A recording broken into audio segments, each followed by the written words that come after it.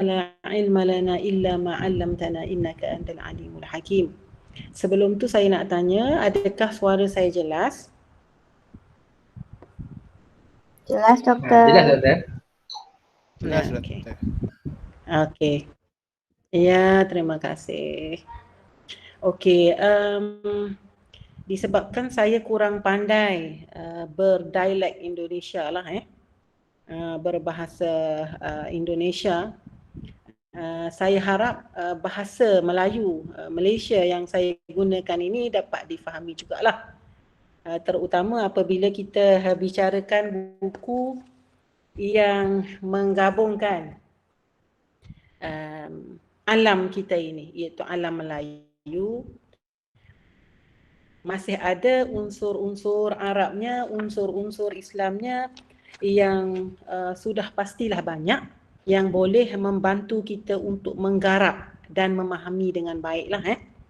Dan saya sangat mengalu-alukan kehadiran semua rakan-rakan Maya daripada Malaysia dan Indonesia, dan saya berharap agar kita jadikan ruang ini sebagai ruang diskusi ataupun perbincangan, kerana siapalah saya sangat tanpa anda sekalian. Maksudnya ruang diskusi seperti ini bukan sahaja audiens mengambil manfaat daripada speaker, tetapi speaker juga mengambil banyak manfaat daripada audiens lah. Dan satu lagi suka saya nak sebutkan bahawa biasanya kalau kita buat bedah buku ataupun resensi ataupun diskusi buku, maka kita akan buat buku-buku yang baru, yang baru ditulis, yang baru dikeluarkan, yang baru dikenali dalam dunia buku.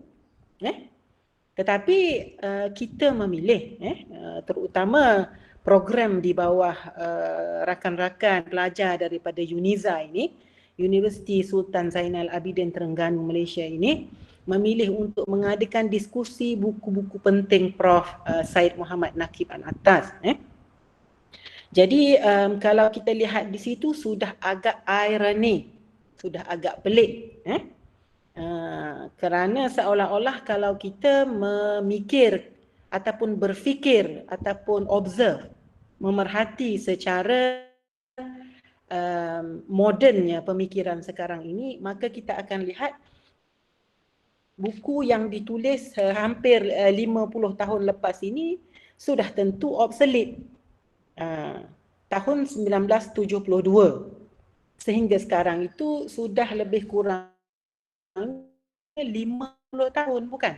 Jadi kenapa kita ingin membicarakan buku yang obsolete, buku yang sudah lapuk, begitu. Jadi di sini pun sudah berbeza fokus kita terhadap tulisan-tulisan penting, terutama yang dihasilkan oleh tokoh-tokoh besar dalam alam Melayu kita ini. Dan suka untuk saya sebutkan bahawasanya apabila kita sebutkan alam Melayu ini, maka yang kita maksudkan sudah tentulah Malaysia, Indonesia, Singapura, sebahagian daripada Thailand dan sebahagian daripada Filipina. Juga saya tak lupa Brunei lah. Dan sudah pastilah terdapat suatu elemen yang mengikat kita, iaitu elemen agama. Elemen agama, dan daripada agama inilah ia membentuk kebudayaan dan ketamadunan.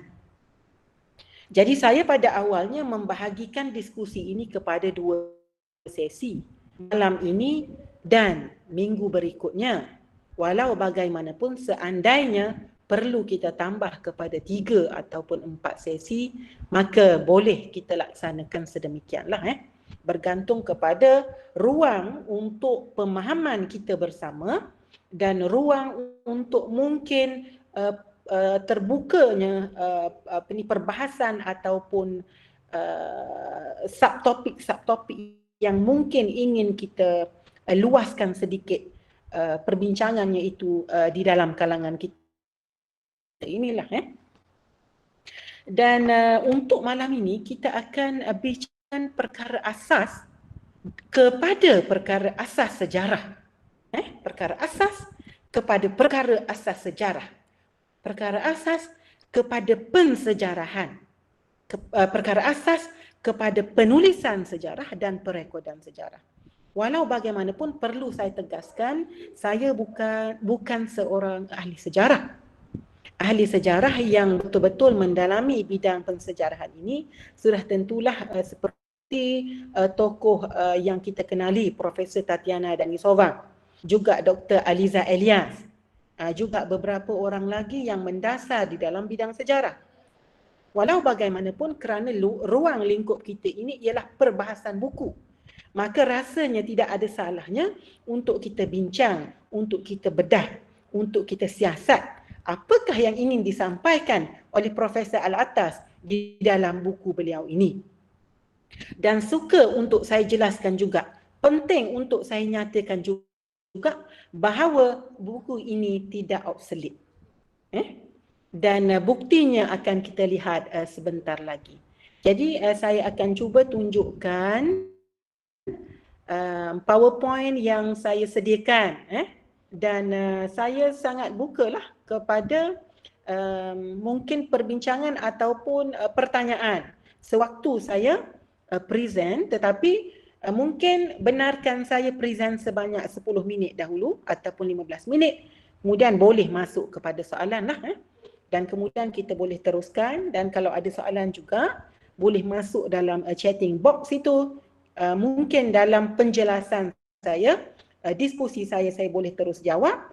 Kalau yang saya tak mampu jawab, mungkin saya buka ataupun mungkin kita bawa kepada minggu seterusnya. Okey, kita lihat sama-sama PowerPoint saya yang saya nak kita sama-sama lihat. Saya harap cuba bagi feedback kepada saya, adakah skrin ini dapat di-share dan dilihat dengan jelas.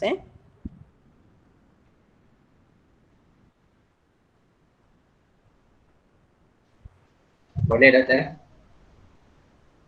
Okey, boleh bagi feedback sikit tak? Nampak tak saya punya PowerPoint slide tu? Dan kalau saya tak boleh maximizekan, ada sedikit masalah pada saya punya PowerPoint application dalam laptop saya ni. Jadi saya harap masih lagi ada paparan yang cukup untuk anda. Jika sekiranya saya buka kepada slideshow, nanti dia akan hanging. Okey, so saya harap kita boleh lihat begini dululah. Okey, untuk siri pertama ini, malam ini ada 3 perkara penting lah subtopik yang perlu kita tahu. Pertama, biografi Tan Sri Profesor Dr. Syed Muhammad Nakib Al-Attas. Dan kita seharusnya tawaduk dengan guru kita ini. Setiap kali kita memulakan perbincangan berkenaan dengan buku beliau, maka seeloknya kita ingat dan kita berdoa yang baik-baik untuk beliau. Bukan sahaja untuk diberikan rahmat Allah SWT kepada beliau, bahkan juga untuk kita mendapat manfaat daripada buku beliau. Okey. Yang kedua ialah saya akan cerita sedikit tentang buku ini. Buku ini sendiri.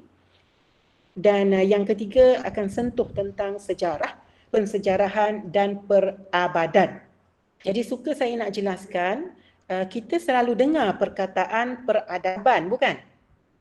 Peradaban itu ialah tamadun. Jadi ada yang bertanya kepada saya, kenapa perabadan bukan peradaban? Adakah tersilap cetak? Adakah typo ataupun technical mistake ataupun errors? Jawabnya tidak, memang perabadan. Kerana perabadan ini ia merujuk kepada perkataan abad. Dan dalam bahasa Inggerisnya dipanggil period. Dan perabadan ini dipanggil periodization. Maksudnya apa? Maksudnya mengklasifikasikan ataupun meletakkan zaman-zaman dalam sejarah itu dalam blok-bloknya.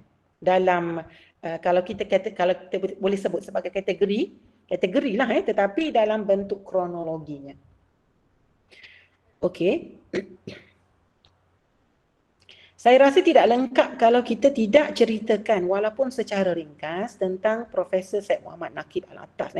Kita akan pergi dengan agak laju dan mungkin lambat sedikit di bahagian yang perlu kita berikan emphasis.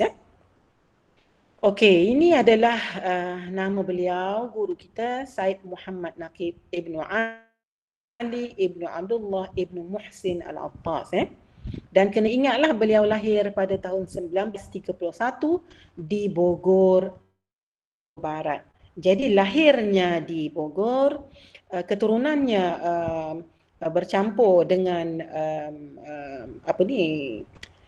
sedikit silsilah Turki dan Arab dan Melayu, dan begitu juga pendidikan beliau pun begitu juga bercampur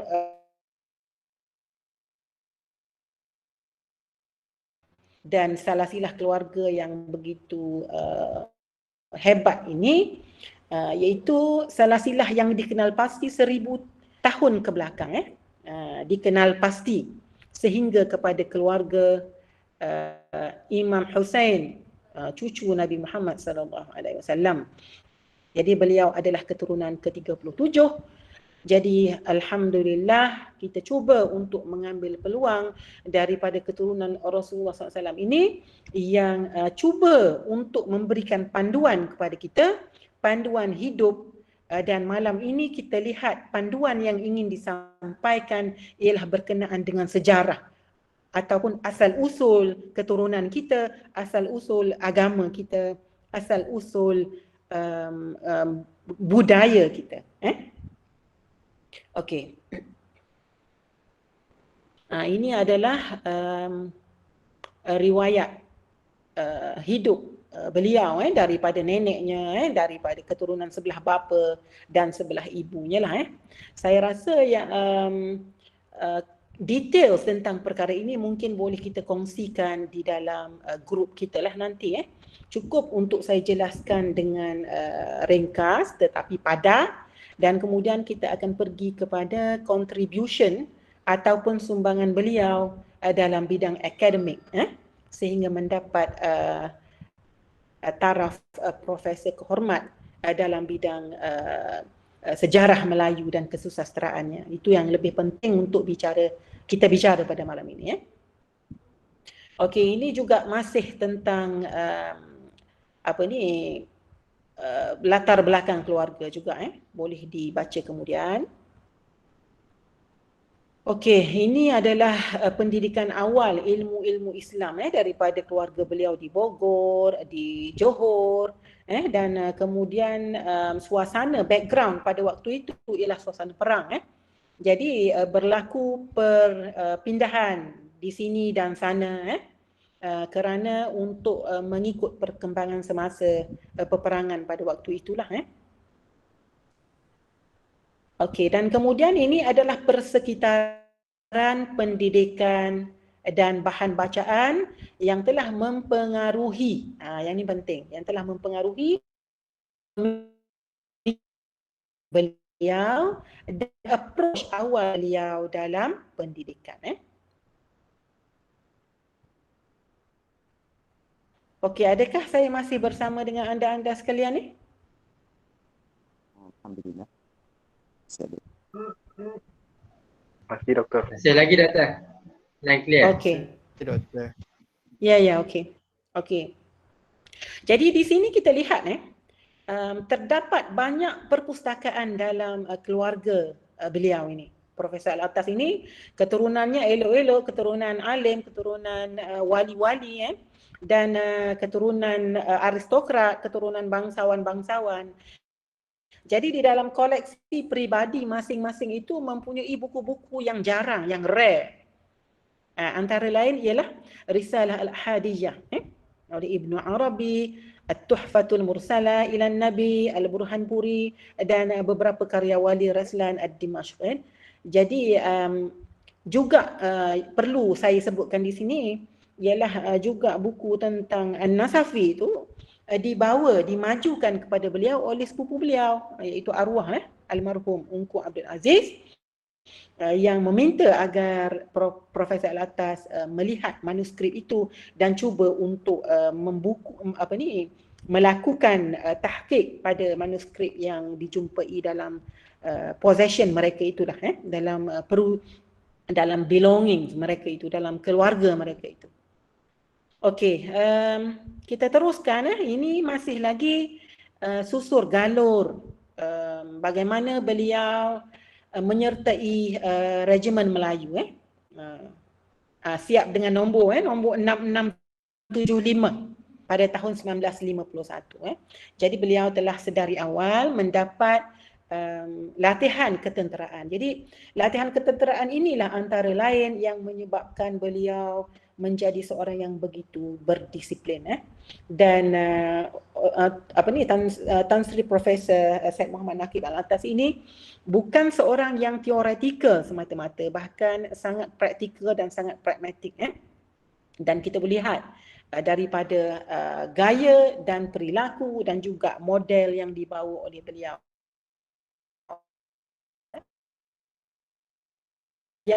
Yang saya cuba bawakan untuk kita bagaimana beliau telah dipilih oleh Sir Gerald Templar pada waktu itu, dan kemudian untuk mengikuti pendidikan ketenteraan di Wales, Eton Hall.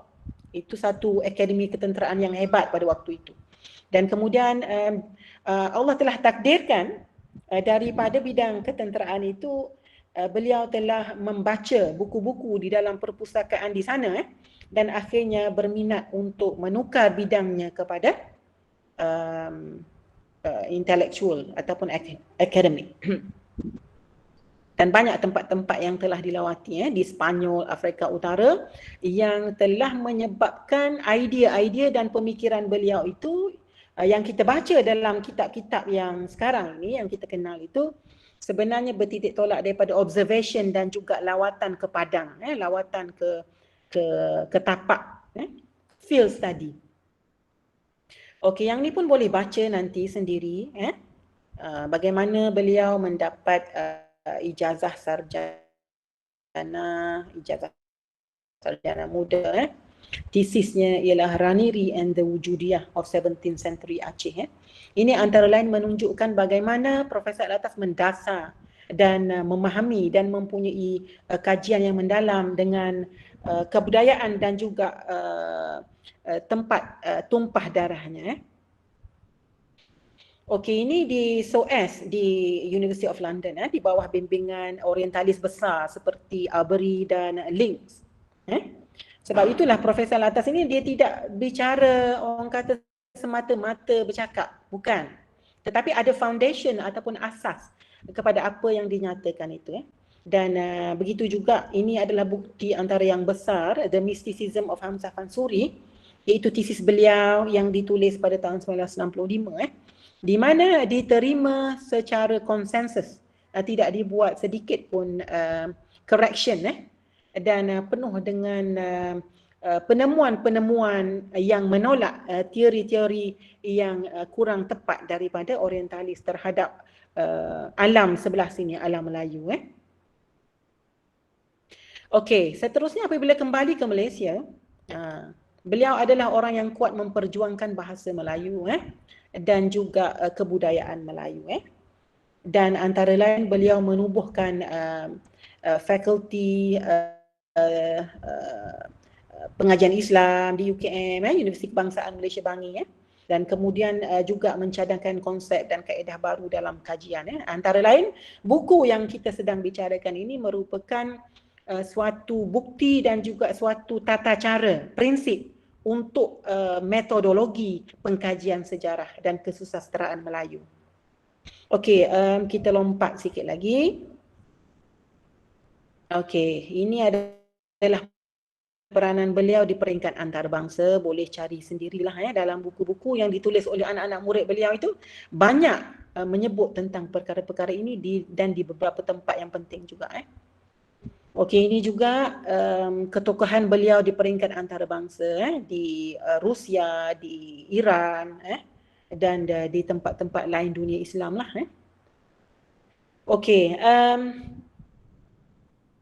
selain daripada mendalami dan juga menguasai bidang-bidang penting seperti teologi, falsafah, metafizik, sejarah, kesusastraan, bahasa dan sebagainya ini, beliau juga merupakan seorang yang berkebolehan dalam kaligrafi ataupun khat. Dan dalam buku ini sebab tu dipanggil buku ayam. Kalau buku cap ayam itu bunyinya command, buku bunyinya macam teruk sangat. Tetapi kalau kita sebut buku ayam tu, maka mereka yang meminati idea dan penulisan Profesor Alatas akan faham inilah bukunya, iaitu buku yang meletakkan kaligrafi ayam jantan di hadapan itu, yang penuh dengan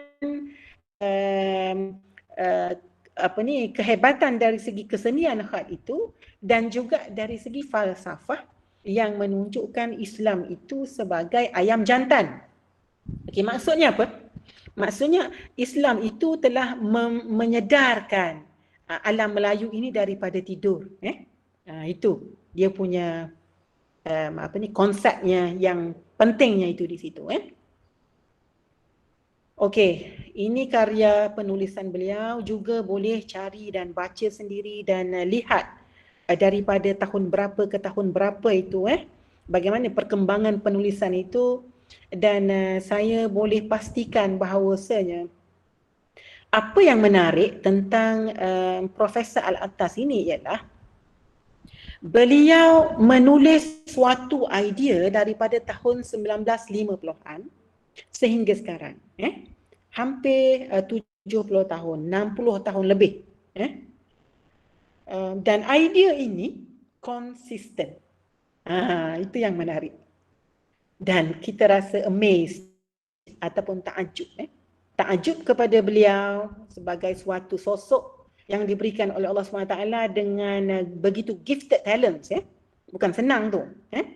Dan satu lagi kita rasa amazed at how idea yang hebat ini akhirnya sampai kepada kita selepas 60 tahun penulisan, 60 tahun sustenance dan sosok yang memperkenalkan idea ini kepada kita adalah berada di kalangan kita ini dan masih masih hidup hingga ke hari ini. Jadi kita nak fabi ayyi ala'i rabbikuma tukadziban pada kamu. Bukan dalam bentuk fizikal ini saja, yang lebih penting ialah dalam bentuk ilmu. Terutama ilmu yang benar, nak cari dekat mana? Susah untuk kita dapat kecuali diberikan hidayah oleh Allah SWT dan kita berusaha untuk mencari, insya-Allah. Okey. Sekarang kita lihat naskah-naskah Islam dalam sejarah dan kebudayaan Melayu. Untuk buat masa ini, adakah kita okey ataupun ada yang ingin disebut ataupun ditanyakan ataupun mungkin nak ditambahkan dan sebagainya mungkin? Okey, maknanya saya boleh teruskan ya. Saya boleh teruskan. Kalau ada apa-apa nanti masukkan dalam chatting. Nah, dalam sejarah dan kebudayaan Melayu ada 4 naskah buku ini. Okey, boleh tengok di sini naskah yang pertama sudah tentu yang diterbitkan oleh UKM lah pada tahun 72, 77 dan yang terakhir 2014. Buku ini warnanya putih. Dan ayam jantannya berwarna merah. Khat itu berwarna merah. Itu dia ayam jantan kesayangan kita itu. Dan tulisannya mungkin agak besar sebab muka suratnya ialah sebanyak 96 muka surat. Dan sudah tentu dicetak dalam bahasa Melayu lah. Okey, untuk yang kedua, naskah yang kedua ini diterbitkan oleh ABIM, Angkatan Belia Islam Malaysia. Okey. dan bermula pada tahun 84, 90, 94 dan 99. Ini muka surat dan juga kulit lah. Dan yang naskah yang berada pada tangan saya ini ialah naskah inilah oleh Abim, tetapi warnanya tu sedikit berbeza daripada 1994. Sedikit berbeza, merahnya itu agak cair. Yang ini agak cair, yang itu agak pekat. Begitulah. Okey, yang ketiga, yang dua dan ketiga itu kedua-duanya diterbitkan oleh Angkatan Belia Islam Malaysia. Okey, yang ketiga ialah ini yang ketiga, yang tadi yang ketiga diterbitkan oleh Pustaka Mizan, Pustaka Mizan pada tahun 1990, dan yang ini dalam bahasa Indonesia. Mungkin rakan-rakan di Indonesia pernah membaca dan pernah mendiskusikan buku ini, membuat resensi dan mungkin tulisannya agak lebih besar kerana mengandungi 111 muka surat. Okey, dan yang seterusnya ialah buku yang telah ditranslatekan ataupun diterjemahkan ke dalam bahasa Perancis oleh Denis Lombard, L'Islam et la Culture Malaya. Yang ni kita tidak agak sukar untuk mencari wajah bukunya itu, edisinya itu. Tetapi walau bagaimanapun artikel yang ditulis oleh Denis Lombard tentang penulisan buku ini dan juga kepentingan idea Prof ini memang kita boleh cari dalam artikel dalam bahasa Perancis. Jadi kalau ada di kalangan kita ini yang mampu berbahasa Perancis ataupun mampu membuat research, memahami bahasa Perancis, maka eloklah baca tulisan Denis Lombard ini sebab beliau juga menulis tentang Indonesia. Okey. Okey, saya rasa gambar ini tidak mungkin ada di kalangan kita tidak pernah lihat. Okey, gambar ini adalah gambar Profesor Syed Muhammad Nakib Al-Attas sewaktu membuat syarahan buku inilah. Membuat syarahan professorship beliau itu, dan kemudian syarahan itu akhirnya buat macam yang kita baca sekarang inilah. Okey, susur galon gambar ini saya dapat daripada artikel yang ditulis oleh majalah Perancis itu tadi yang berkait dengan Denis Lombard ini. Jadi di dalam ini dijelaskan tentang kepentingan syarahan ini dan juga ketokohan Profesor Al-Attas dalam bidang bahasa dan kesusastraan Melayu. Jadi di sini saya senaraikan jawatan beliau sejak mula menghabiskan PhD beliau di SOAS, dan begitu banyak sekali usaha yang dilakukan oleh beliau untuk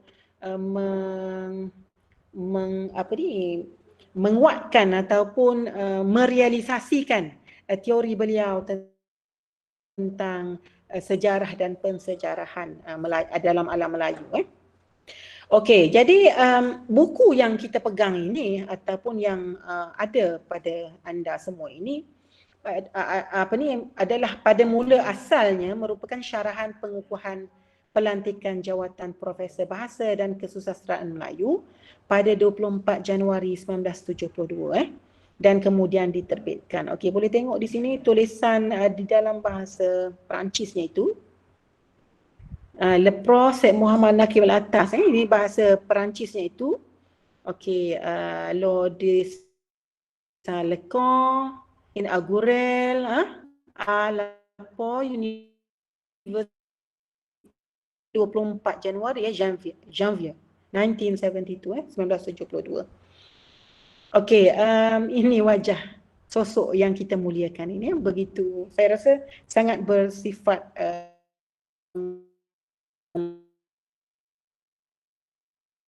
sangat akademik pada jiwa dan penulisan beliau. Okey, sekarang kita pergi kepada mukadimah kepada buku ini. Mukadimah kepada buku ini.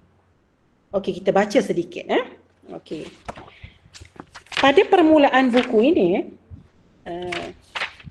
terdapat suatu syair yang perlu saya carilah yang perlu saya cari diambil pada mana.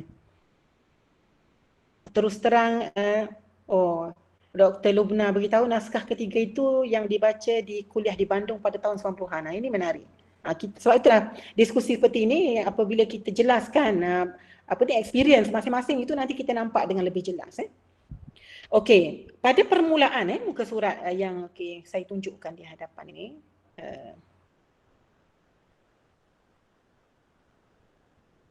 Okey, di sini sangat penting untuk saya bacakan syair inilah dan saya sedang masih lagi mencari daripada mana sumbernya itu dan kemudian memanglah telah diterjemahkan oleh Profesor Alatas ke dalam bahasa Melayu tetapi kita ingin untuk memahami dengan lebih jelas sebab dia bukan suatu sosok ataupun suatu pemikir yang terputus daripada tradisi Islam itu. Bahkan beliau ini merupakan orang yang bertanggungjawab memperkenalkan semula tradisi keilmuan Islam yang berumur 1400 tahun itu. Dan kemudian mengaitkan dan meletakkan relevansnya itu dalam konteks tamadun yang lebih awal, itu tamadun Greco-Roman dan Hebrew yang berusia 3,000 hingga 4,000 tahun yang lepas. Jadi perkaitan antara tradisi-tradisi yang hebat ini dan bagaimana Profesor Alatas meletakkan tradisi Islam itu dan bagaimana Profesor Alatas memperkenalkan dan menjelaskan dalam framework yang kemas itulah yang sebenarnya menjadi panduan kepada kita untuk kita memahami semua perkaitan-perkaitan dalam history of ideas ini, sejarah idea, sejarah pemikiran ini. Sejarah pemikiran ini susah sebab ia bermula seawal manusia wujud atas dunia ini. Jadi kalau kita nak kenal semua rijal, semua lelaki, semua tokoh di dalam umur dunia ini yang mungkin 4,000, 5,000 tahun ini dengan tulisan mereka, mungkin satu orang menulis 10 buku, 20 buku, 30 buku. Darab dengan berapa dekad sehingga sekarang kita berada ni agaknya berapa juta yang kita nak kena baca. Berapa orang yang kita nak kena hafal nama dan memahami idea mereka itu. Susah bukan? Jadi tokoh seperti Profesor Alatas ini telah mengajar, meletakkan sumber-sumber yang mungkin kita boleh ambil, yang patut kita ambil untuk memudahkan perjalanan kita dalam bidang akademia, dalam hidup kita, dalam pembacaan kita dan observation kita. Okey, kita pergi kepada muka surat pertama itu. Kalau Mio boleh kongsikan PDF pun tak apa, kalau tak saya bacakan saja sebab ada dalam saya punya PowerPoint. Okey, malam يعي التاريخ في صدره لم يدري حلو العيش من مره. Itu bahasa Arab tu indah. Bila kita baca dia dah rasa macam dah rasa sesuatu sentap dalam dada kita yang dah rasa. Waman wa'a akhbar man qad madha adafa a'maran ila umrihi. Okey, apa maksud dia? Okey, maksudnya ialah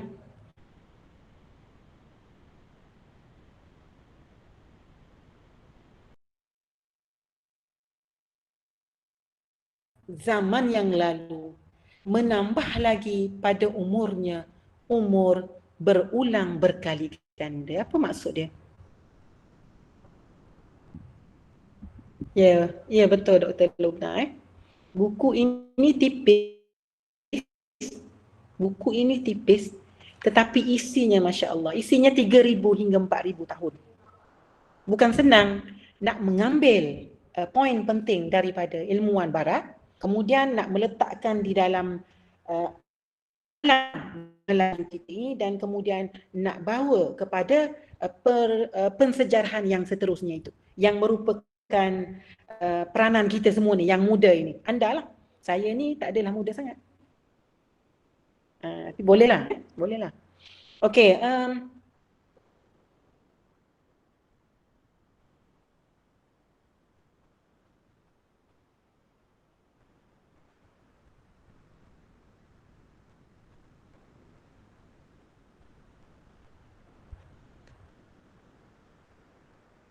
okey.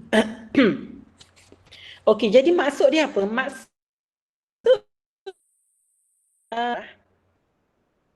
terutama sejarah bangsanya sendiri, dia tidak akan dapat menilai kehebatan datuk nenek moyangnya itu, dan kemudian jika sekiranya dia seorang yang bijaksana, maka dia akan belajar sejarah, dan daripada mempelajari sejarah itu, dia seolah-olah mengganda umurnya berulang diganda.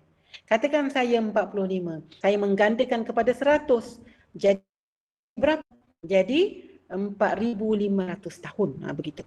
100 tahun. Jadi begitu juga yang lain. Dengan belajar sejarah berarti seolah-olah mempelajari daripada awal ni kewujudan manusia itu tanpa perlu kita berada pada zaman itu.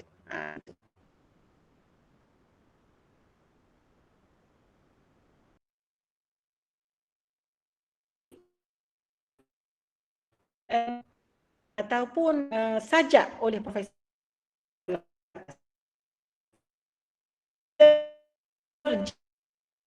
dan ke dalam bahasa beliau. Ni. Jadi kalau orang barat, orientalis, cuba untuk mendapat faedah dari Profesor Alatas, maka sudah pastilah kita lagi wajar untuk mendapat faedah daripada idea-idea besar Profesor Alatas. Okey, tengok di sini ialah idea-idea besar Prof yang berkait dengan buku yang sedang kita bincangkan inilah. Pertama, Islamisasi ilmu. Islamisasi ilmu ni maksudnya ialah secara ringkasnya ialah mengislamkan ilmu. Pelik tu tak? Mengislamkan ilmu. Tapi kita tidak akan bincang tentang perkara ini dengan lanjutlah. Kenapa? Kerana saya bercadang untuk kita bincangkan buku seterusnya lepas daripada ini, iaitu The Concept of Education in Islam. Selepas kita selesaikan buku sejarah ini, supaya nanti kita akan tengok perkaitan Islamisasi itu dengan ilmu dan juga dengan bahasa dan pemikiran. Okey, yang kedua, idea besar Profesor Alatas ialah adab dan takdib. Takdib itu education, pendidikan. Adab itu ialah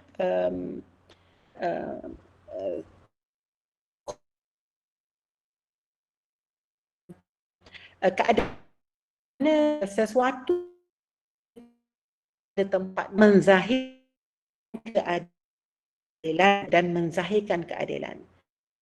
Tetapi adab ini mensyaratkan kebijaksanaan. Ini pula ilmu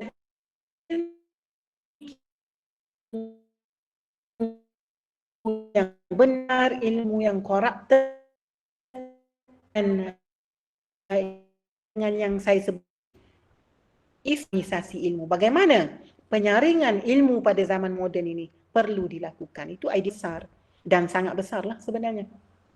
Okey, seterusnya ialah Islamisasi bahasa dan pemikiran.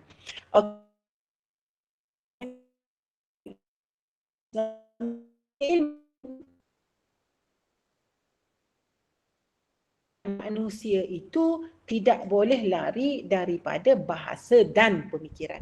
Sebab itulah Profesor Alatas sangat menitik beratkan tentang bahasa dan pemikiran. Okey, dan akhirnya dalam bidang sejarah dan pensejarahan dan kebudayaan, beliau memajukan teori besar beliau itu yang belum pernah dibawa oleh sesiapa pun dalam sejarah dan kebudayaan Melayu di alam kita ini, Melayu Indonesia.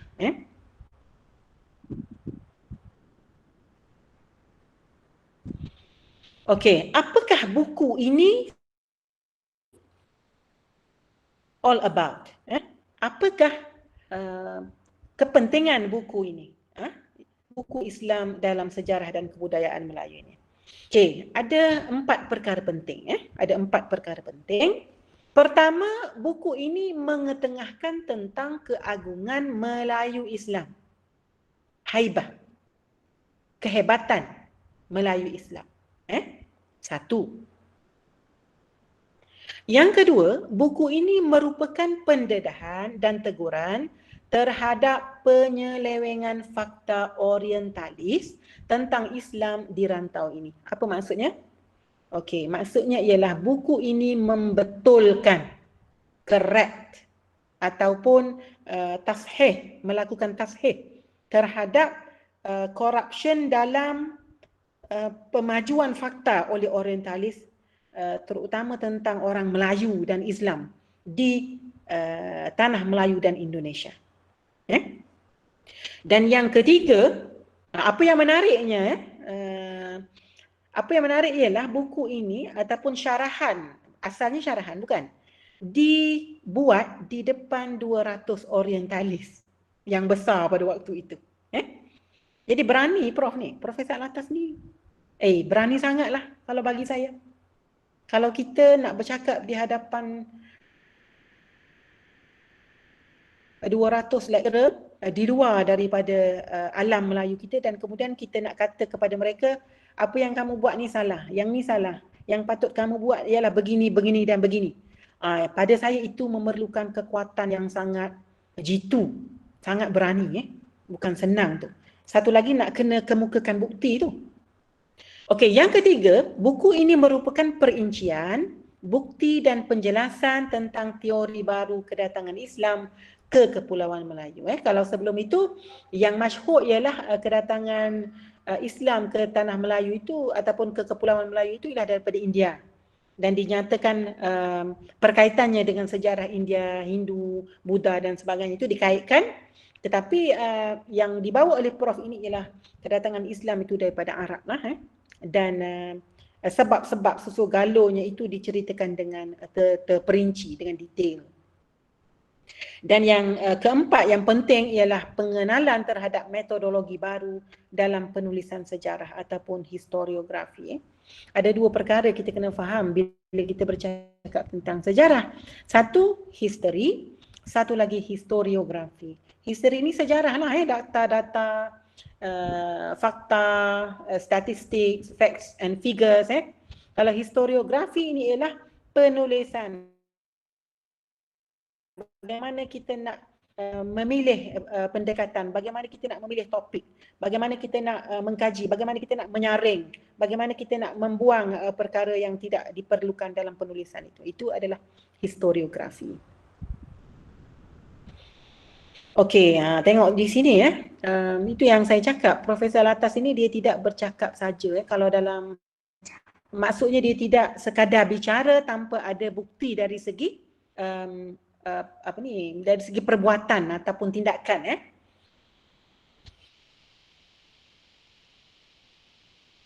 Jadi profesor berikut: agama, metafizik, sejarah, falsafah sejarah, pendidikan, falsafah pendidikan, sains, falsafah sains, kesenian, kesusasteraan Melayu, sejarah kesusasteraan Melayu dan budaya, bahasa Melayu, bahasa Inggeris, bahasa Arab, bahasa-bahasa Eropah, dan kemudian epistemologi, kemudian filologi.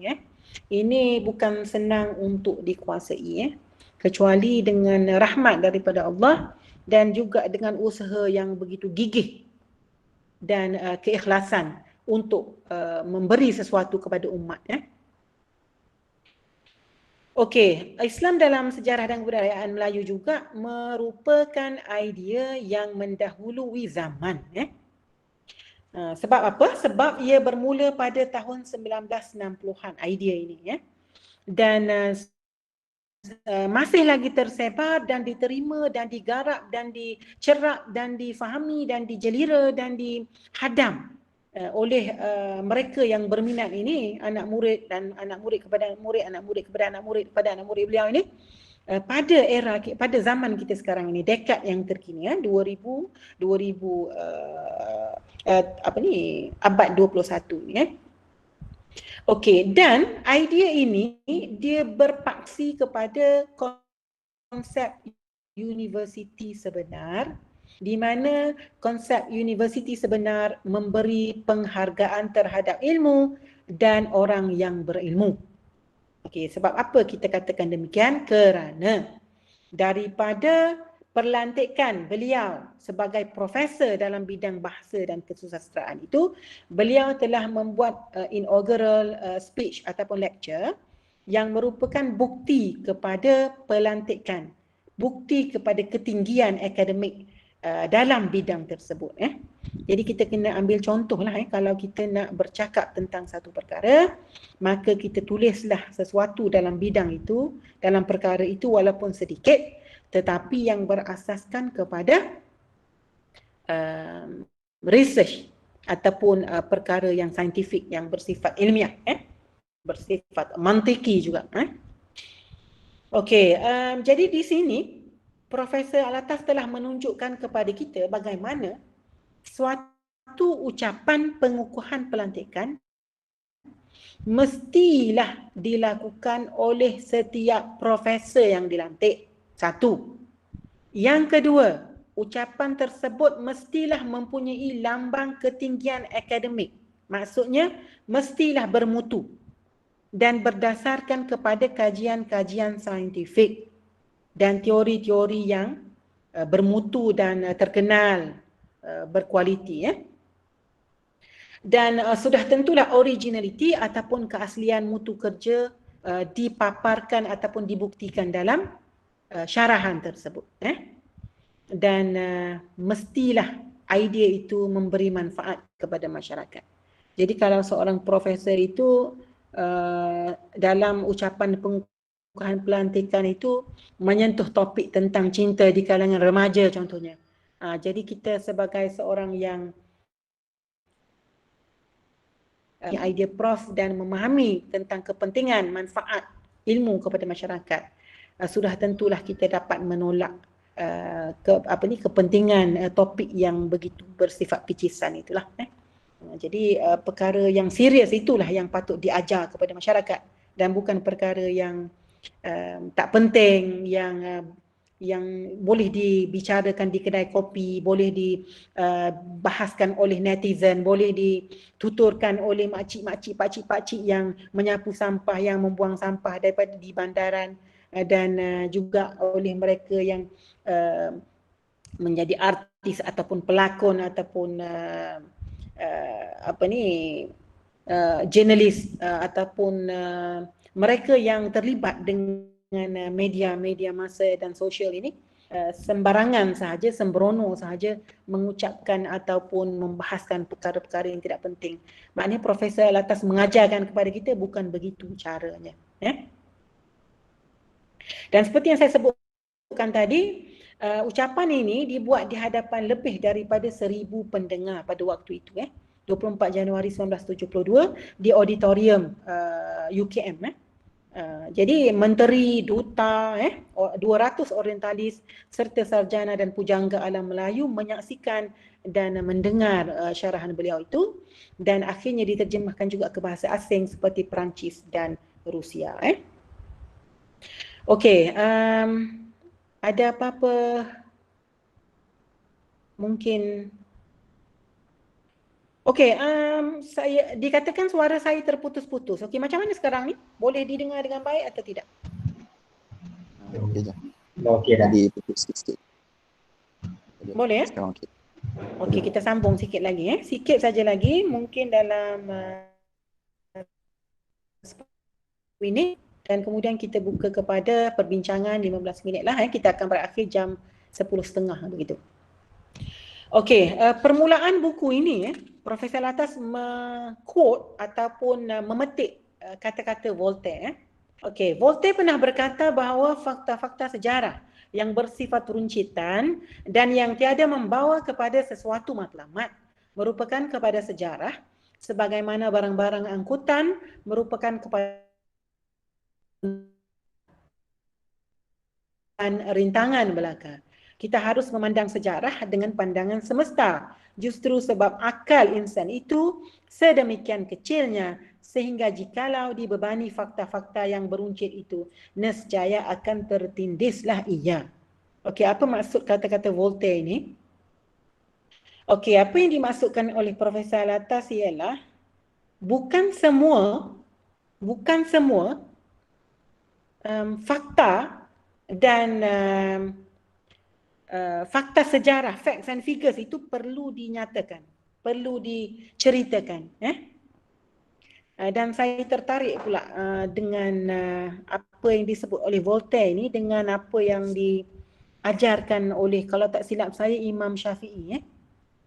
Kata Imam Syafi'i rahimahullah, imam besar mazhab kita ini, salah satu tanda seorang yang bodoh ialah ada tiga tanda. Tapi salah satu tanda orang yang bodoh ini ialah yang memberitahu semua perkara yang dia tahu, walaupun perkara yang dia tahu itu adalah benar. Maksudnya apa? Maksudnya kena pilih-pilih, kena selektif.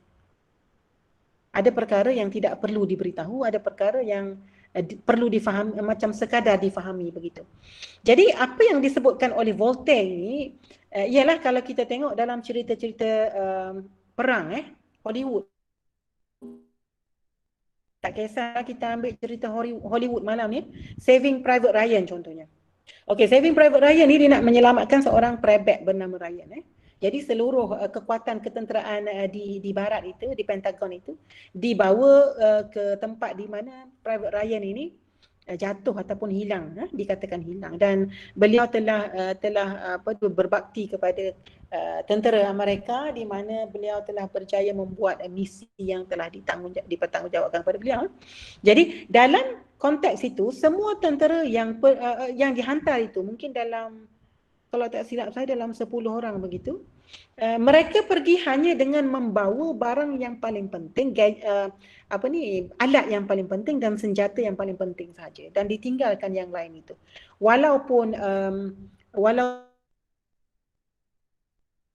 payung terjun itu, dalam bahasa Indonesianya saya tidak tahu apa payung terjun ni. Parachute itu apabila mereka ni turun daripada maka semua perkara yang kena buang itu memang kena dipotong-potong dan dibuang. Jadi untuk balik semula ke Amerika, ke negeri mereka itu, dalam dua lah, mungkin balik mungkin tak balik. Jadi mungkin hidup mungkin mati, bukan? Tapi dalam konteks Voltaire ni tadi, hanya ambil yang penting untuk diceritakan dalam sejarah. Ini adalah isu penting dalam bidang pensejarahan. Dan Profesor Alatas menyebutkan tentang cerita dalam Gulliver's Travel, tentang gadis-gadis raksasa Brobdingnag. Jadi dalam cerita ini terdapat satu negeri yang bernama Brobdingnag ni, di mana manusia yang duduk di situ besar-besar, raksasa, very huge giants yang tinggal di negeri itu. Dan daripada jauh itu Gulliver's pengembara ini melihat gadis-gadis itu cantik, gadis-gadis raksasa itu cantik.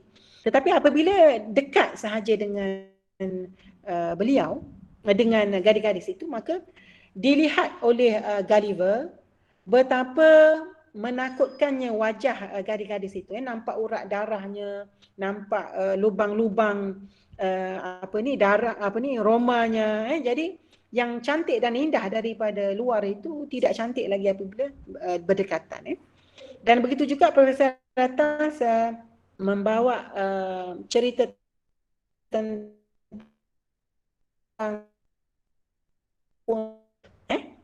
seorang yang melukis wajah, dan kita tengok potret, contohnya potret Mona Lisa tu, apabila dilukis itu tidak dilukis urat-urat darah dan lubang-lubang pada jerawat dan sebagainya, juga lubang-lubang romanya itu. Jadi kalau lukis itu, bukankah ia akan menjadi begitu menakutkan? Ia bukan akan menjadi satu hasil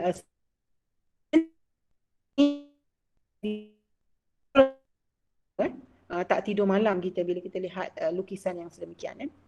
Dan begitu juga Profesor Alatas nyatakan bahawa data sejarah ni, kalau kita nak nak kumpulkan, maka tak larat untuk kita kumpulkan. Dan beliau bagi contoh sejarah kampung. Kalau sejarah kampung, katakan kampung saya ini, Kubang Parit di Kuala Terengganu ini.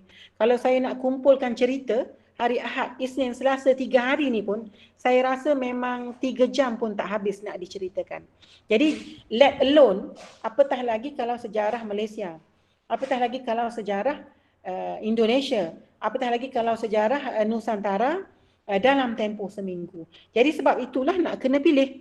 Nak kena dibuang apa yang disaring dan sebagainya. Jadi kata Profesor Alatas, tugas ahli sejarah ialah pertama memilih kajian, memasingkan bahan, ketiga merumus laporan, dan keempat menayangkan hakikat. Maksud menayangkan hakikat ini macam cermin lah. Maknanya kita kena jelaskan secara ringkas apakah yang patut dijelaskan daripada suatu peristiwa itu. Contohnya kalau semalam dalam majalah 3, satu buletin di Malaysia ini untuk rakan-rakan di Indonesia, majalah 3 ini dia menyiarkan satu cerita tentang seorang yang handicap, yang tangannya putus separuh. Bukan saya daripada lahir rasanya, dan tidak ada kaki itu. Tetapi sangat rajin bekerja dan mampu membuat bubu untuk menangkap ikan. Jadi apa yang ingin disampaikan oleh buletin oleh majalah 3 itu apa sebenarnya? Iaitu tentang kerajinan, iaitu tentang kesungguhan, kegigihan, berusaha. Jadi apabila itu yang nak dipaparkan, maka segala perkaitan yang nak dipaparkan itu maka dikutip dengan penuh hikmah dan adil untuk menjelaskan tentang peri pentingnya perkara itu. Jadi tidak perlulah diceritakan perkara yang tak berkaitan. Okey, dan sini Profesor Alatas menyebutkan tentang seorang lagi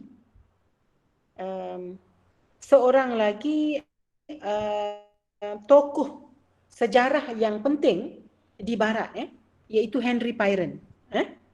Okey, Henry Pyron ni telah menjadi seorang yang sangat penting dalam bidang sejarah, di mana beliau banyak menulis dan berbicara tentang perabadan, periodization di barat lah.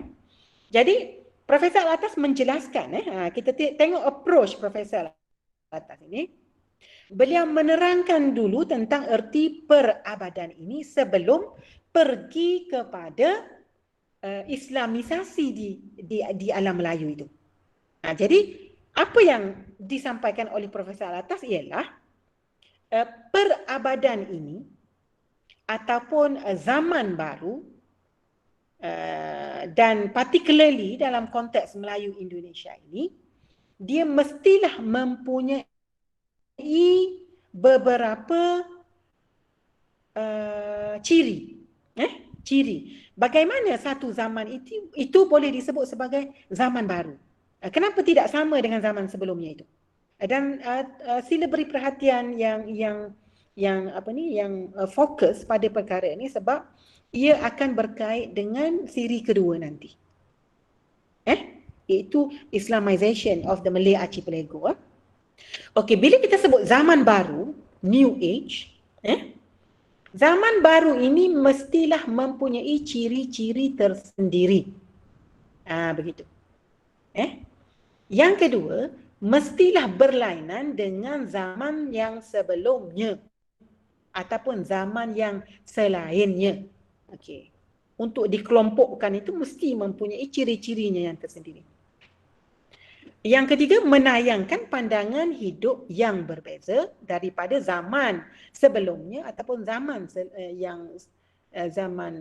yang lain itu, dan menumbuhkan rupa dan jiwa tertentu. Jadi contohnya apabila kita sebut di barat, apabila, okey, cuba tengok sini, kita lompat sikit. Di barat dia ada zaman di mana seni dan tahayul menjadi dominan dalam masyarakat pada waktu itu. Jadi masyarakat manusia berpegang kepada seni dan tahayul sebagai pentadbir hidup mereka itu. Dan kemudian rasionalisme. Zaman di mana akal itu ataupun pemikiran ataupun ilmu ataupun sains menjadi penyumbang kepada gerak kerja manusia pada waktu itu. Dan akhirnya ada zaman selepas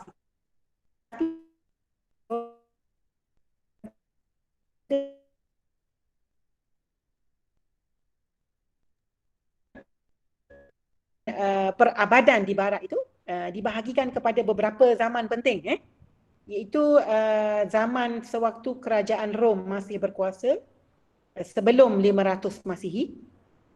Ini dipanggil zaman antiquity. Dan kemudian zaman pertengahan. Zaman pertengahan ada awal dan ada hujung.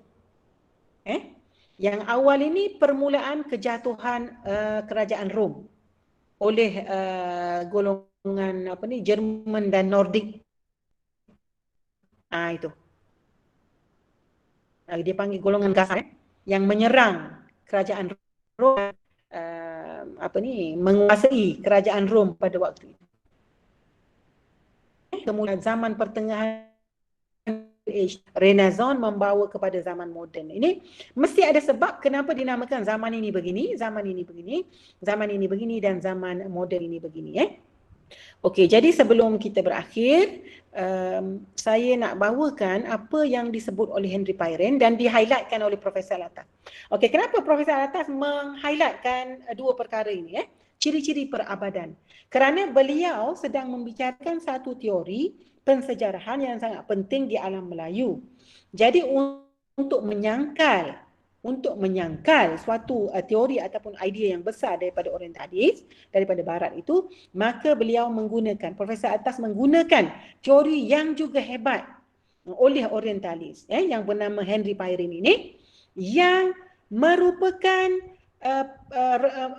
faktor yang menunjukkan relevan kepada teori kedatangan Islam ke tanah Melayu yang dibawa oleh Profesor Alatas. Jadi kita tengok di sini, ciri-ciri perabadan sesuatu bangsa.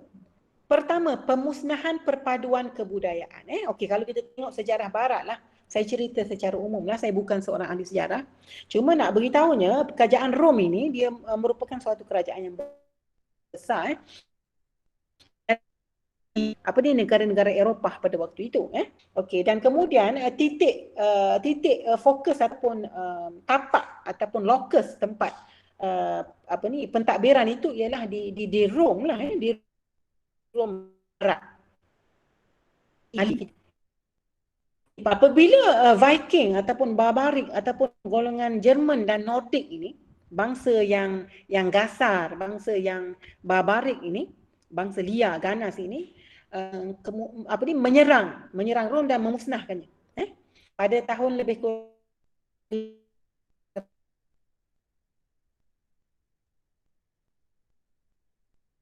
budaya pemindahan paksi kehidupan daripada Laut Tengah itu dibawa ke Nordik, dibawa ke Jerman, dibawa ke atas, dibawa ke perabadan sesuatu bangsa itu akhirnya boleh menyebabkan berganjaklah, boleh menyebabkan berlaku perubahan. Sebab Profesor Alatas menyatakan perkara ini ialah teori Henry Payren ni, Profesor Alatas boleh diguna pakai untuk menyangkal ataupun untuk memvalidatekan bagaimana kedatangan Islam ke Malay Archipelago ini, kepulauan Melayu kita ini merupakan suatu perabadan baru. Abadan baru, periodization yang baru. Dan kalau dulu Islam itu membawa kesan kepada rasionalisme, spirit of inquiry di barat, itu lebih kurang dalam hujung Middle Ages yang saya sebutkan tadi, medieval age tu, medieval period tu. Tapi di rantau sebelah sini, di tempat kita ini, di Malaysia, Indonesia pada waktu itu dipanggil Kepulauan Melayu ataupun disebut oleh ahli sejarah sebagai Kepulauan Melayu, iaitu kawasan yang saya ceritakan itu tadi, yang saya sebutkan tadi, Melayu, Malaysia, Indonesia, Singapura, Brunei, sedikit daripada Mindanao dan kemudian sedikit daripada Patani itu. Jadi kedatangan Islam ke sini telah membuka suatu era baru, telah membawa satu era baru, dan akan kita lihat minggu hadapan bagaimana seolah-olah ada satu sekatan, suatu foundation ataupun suatu permulaan yang membezakan kenapa Hindu dan Buddha yang telah lama bertapak di rantau Asia Tenggara ini tidak memberi kesan kepada orang Melayu, kepada orang Islam. Ambil dari buku ini, ayam jantan ini datang ke Pelego dan berkokok. Ini ialah Islam yang datang dan mengejutkan kita daripada tidur dan menunjukkan kita kepada ilmu, rasionalisme dan scientific inquiry. Dan itu merupakan perbezaan yang besar jika kita bandingkan dengan estetik dan juga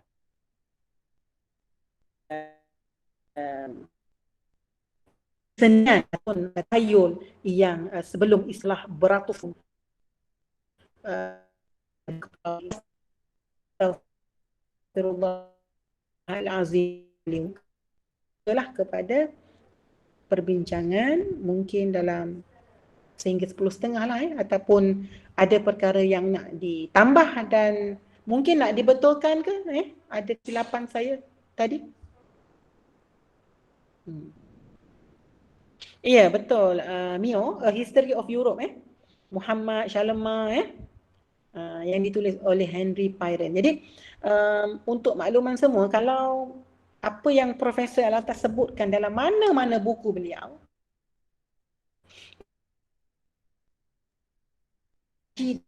dengan lebih dalam, sekurang-kurang kita Google, kemudian kita cari buku yang ditulis oleh tokoh tersebut, kemudian kita tengok zaman mana yang beliau berada, dan kemudian kita tengok siapa guru dia, siapa anak murid dia, kemudian kita tengok base dia di mana, di Jerman ke, di Belanda ke, di Leiden ke, di SOS ke, ataupun di McGill Kanada, ataupun di Jepun dan sebagainya. Nanti kita akan nampak susur galur pemikiran dan juga idea itu tadi. Okey, saya bukalah kepada apa-apa yang ingin dikongsi ke?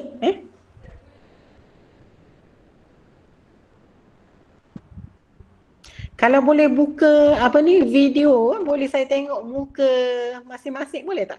Saya ada sedikit hobi kalau saya buat online session, saya suka nak tengok watak sebenar, mungkin sekejap dalam 1 minit. Boleh ke?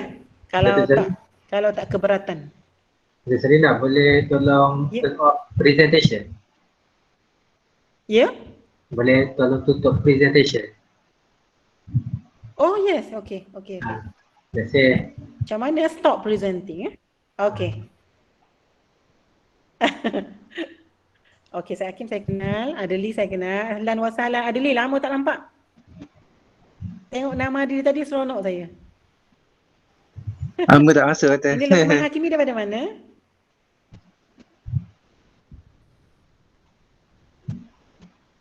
Dari Kedah, Doktor. Dari Uniza juga. Dari Kedah? Ya. Oh, Uniza juga. So sekarang Ya. berada di Kedah lah? Ya, saya berada di Kedah. Sekarang berada di Kedah Ya. Okey. Mbak Yu. Ya. Mbak Yuli seperti biasa saya kenal. Apa khabar? Alhamdulillah baik Dr. Salina. Alhamdulillah sehat Mak sehat? Alhamdulillah Dr. Salina juga sehat-sehat.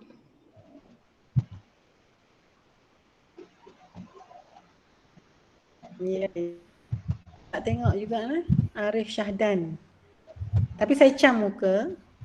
Ada terlibat dengan Hakim tak? Wise Online 2020. Ada terlibat kan? Ke terlibat di Uniza ni je? Saya Ya. tak Arif Syahdan. ya. Sekali dengan Mio lah Kenal Mio masa jumpa dengan Prof Wan hari tu. Kawan Adib. Dekat kedai makan. Ya, saya terima kasih. Sekali dengan Dr. Nizam Ya. Ya, dekat Kilini. Ya, saya ingat. Ya. Ni kawan pada apa? Okay. Ni saudara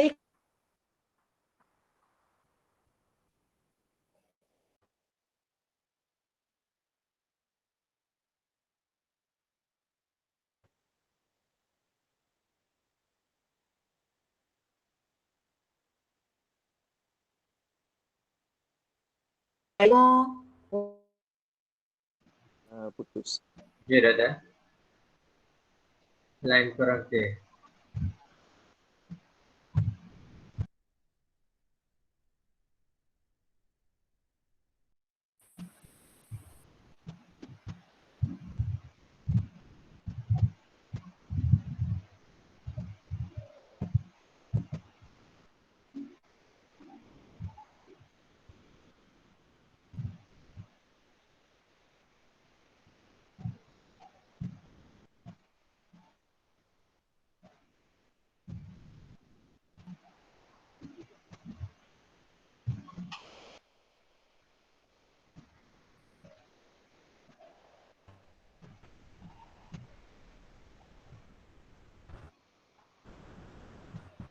mungkin boleh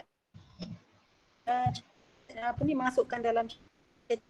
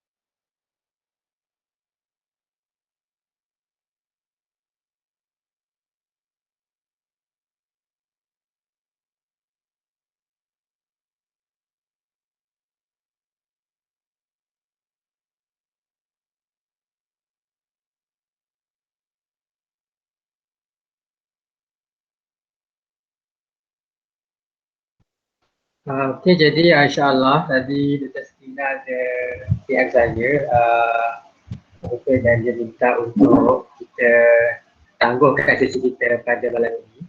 Jadi terima kasih banyak-banyak atas kebersamaan kalian pada malam ini dan komentar diberikan. Mudah-mudahan kita dapat bertemu pada beberapa sesi yang seterusnya pada waktu yang sama juga. Jadi dengan itu kita tutup diskusi kita pada malam ini dengan tasbih kafarah dan suratul Asr.